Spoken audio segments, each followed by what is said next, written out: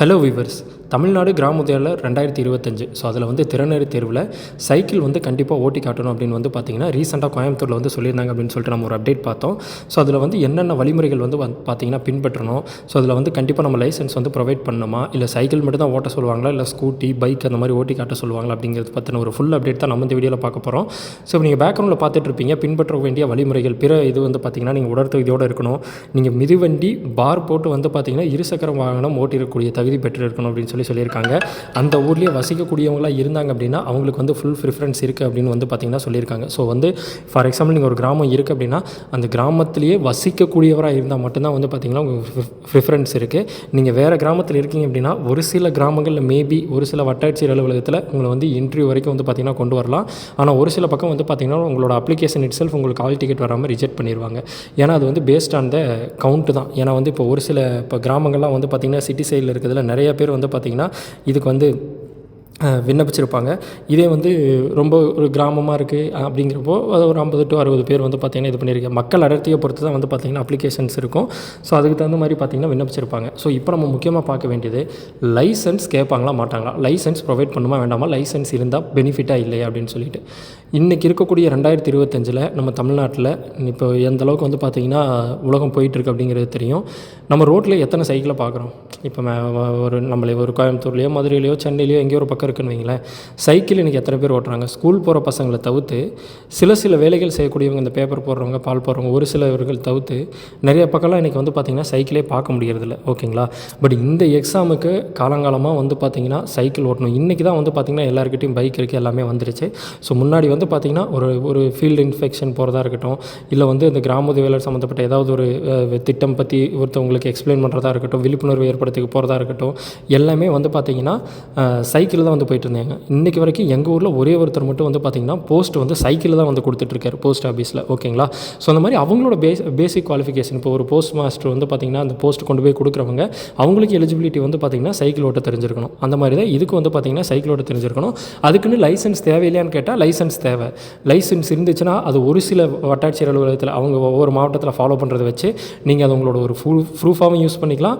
அதே சமயம் ஒரு சில பக்கம் நீங்கள் பைக் ஓட்டி காட்டணும் அப்படின்னு சொன்னாங்கன்னா அது உங்களுக்கு ஒரு வேலிட் ப்ரூஃபாகவும் நீங்கள் வந்து பார்த்திங்கன்னா யூஸ் பண்ணிக்கலாம். பட் சைக்கிள் மட்டும் ஓட்ட சொல்கிறாங்க அப்படிங்கும்போது இந்தியா பொறுத்த வரைக்கும் சாலை போக்குவரத்தில் நீங்கள் சைக்கிள் ஓட்டுறவங்களுக்கு லைசன்ஸ் அப்படிங்கிறது மஸ்ட்டே கிடையாது. ஸோ சைக்கிள் மட்டும்தான் ஓட்டணும் அப்படின்னு அந்த இடத்துல இருந்துச்சுன்னா லைசன்ஸ் தேவை கிடையாது.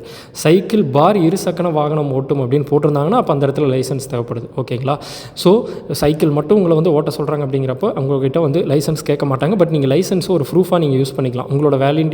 உங்களோட உங்களை பற்றி தெரிஞ்சுக்கணும் அப்படிங்கிறக்காக உங்களோட அட்ரஸ் வேலிடேஷனுக்கு அந்த மாதிரி கேட்பாங்க இல்லையா. ஸோ அதுக்கு வந்து நீங்கள் யூஸ் பண்ணிக்கலாம். பட் உங்களை வந்து பைக் ஓட்ட காட்ட சொல்கிறாங்க அப்படிங்கும்போது லைசன்ஸ் வந்து நீங்கள் மஸ்ட்டாக ப்ரொவைட் பண்ணணும்.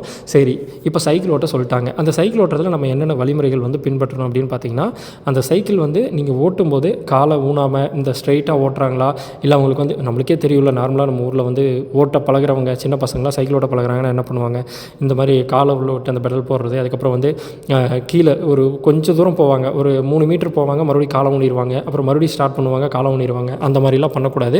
நேராக நீங்கள் சைக்கிள் ஓட்டணும், காலை ஊனாமல் ஓட்டணும், ஒரு குறிப்பிட்ட டிஸ்டன்ஸ் கவர் பண்ணிங்கன்னா வந்து பார்த்திங்கன்னா போதும். ஸோ இதுதான் வந்து பார்த்திங்கன்னா அவங்க செக் பண்ணுவாங்க.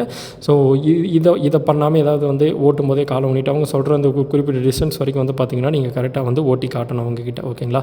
ஸோ இதுதான் வந்து அவங்க வந்து எக்ஸ்பெக்ட் பண்ணுறது. ஸோ இது வந்து not same for all district. ஒவ்வொரு டிஸ்ட்ரிக்கும் ஒவ்வொரு விதமாக வந்து பார்த்திங்கன்னா ஃபாலோ பண்ணுவாங்க. அதே மாதிரி அப்ளிகேஷன் ரிஜெக்டட். இப்போ நீங்கள் இன்டர்வியூ வரைக்கும் போயிடுறீங்க. ஓகேங்களா. இப்போ நீங்கள் இன்டர்வியூ வர சொல்லிட்டாங்க. இப்போ ஒரு 500 பேருக்கு எக்ஸாம் வந்து திறனறி தேர்வு, எழுத்து தேர்வு, வாசித்தல் தேர்வு வச்சுட்டு அந்த 500 பேர்லேருந்து ஒரு 100 பேரை மட்டும் வந்து பார்த்திங்கன்னா இன்டர்வியூ கூப்பிட்றாங்க. நான் சொல்கிறது இந்த 500 பேர் ஒரு கிராமத்துக்கு மட்டும் கிடையாது.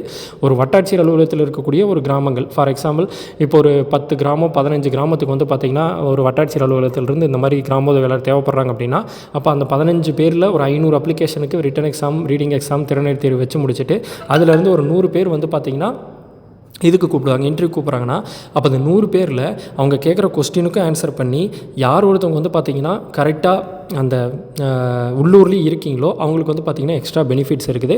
ஸோ கண்டிப்பாக வந்து நீங்கள் உள்ளூர்காரங்களாக இருக்கீங்க, அவங்க சொல்லியிருக்கக்கூடிய இன சுழற்சி முறையில் இருக்கீங்க அப்படின்னா 100% உங்களுக்கு பணி கிடைப்பதற்கான வாய்ப்பு வந்து பார்த்திங்கன்னா பிரகாசமாக இருக்குது. ஸோ நம்ம ஆல்ரெடி நம்ம சேனலில் கொடுத்துருக்க அந்த இன்டர்வியூ கொஸ்டின்ஸ் வந்து பார்த்திங்கன்னா நல்லா படிச்சுக்கோங்க. ஸோ லைசன்ஸ் இருக்குது அப்படின்னா கண்டிப்பாக லைசன்ஸ் வச்சுக்கோங்க. லைசன்ஸ் இல்லை அப்படின்னா குயிக்காக லைசன்ஸ் எடுக்க பாருங்கள். இது வந்து மஸ்ட் கிடையாது, பட் இதுவும் வந்து பார்த்திங்கன்னா உங்களுக்கு எக்ஸ்ட்ரா வந்து ஒரு பெனிஃபிட்ஸ் மாதிரி தான். ஏன்னா இப்போ சைக்கிள் மாதிரியே வந்து பார்த்திங்கன்னா இருசக்கர வாகனம் ஒரு டிவிஎஸோ எக்ஸலோ நீங்கள் ஓட்டணுன்னா கூட வந்து பார்த்திங்கன்னா உங்ககிட்ட லைசன்ஸ் வேணும். ஓகேங்களா? ஸோ அந்த மாதிரி நீங்கள் வந்து பெட்ரோல் அப்படின்னு போயிட்டீங்கனாலே உங்களுக்கு லைசன்ஸ் வேணும். சைக்கிள் அப்படின்னா உங்களுக்கு லைசன்ஸ் தேவை கிடையாது. ஸோ சைக்கிள் ஓட்ட காமிக்க சொல்கிறாங்க அப்படின்னா நீங்கள் அதுக்கு ப்ரிப்பேர் ஆகிக்கோங்க, சைக்கிள் ஓட்டுறதுக்கு வந்து ப்ரிப்பேர் ஆகிக்கோங்க. அண்ட் இந்த மாதிரி பைக் ஓட்ட சொல்கிறாங்க அப்படின்னாலும் லைசன்ஸ் வந்து பார்த்திங்கன்னா ப்ரிப்பராக வச்சுக்கோங்க. ஓகேங்களா? ஸோ மேக்ஸிமம் உள்ளூர்காரங்களுக்கு தான் இதில் வந்து பணி அப்படிங்கிறது தெரிஞ்சிருச்சு. அதே மாதிரி நீங்கள் வேறு ஒரு கிராமத்துலேருந்து இந்த கிராமத்துக்கு நீங்கள் அப்ளை பண்ணியிருக்கீங்க ஒரே இன சுழற்சி அப்படின்னாலும் உங்களுக்கு வந்து பார்த்திங்கன்னா ரிஜெக்ட் பண்ணிடுவாங்க. ஏன்னா அந்த கிராமத்தில் இருக்கவங்களுக்கு தான் ஃபஸ்ட்டு ப்ரிஃபரன்ஸ் கொடுப்பாங்க. ஓகேங்களா? ஸோ நம்ம நெக்ஸ்ட் வீடியோ இதே மாதிரி கிராமத்தில் சம்மந்தப்பட்ட ஒரு முக்கியமான அப்டேட்டோட நெக்ஸ்ட் வீடியோ பார்ப்போம்.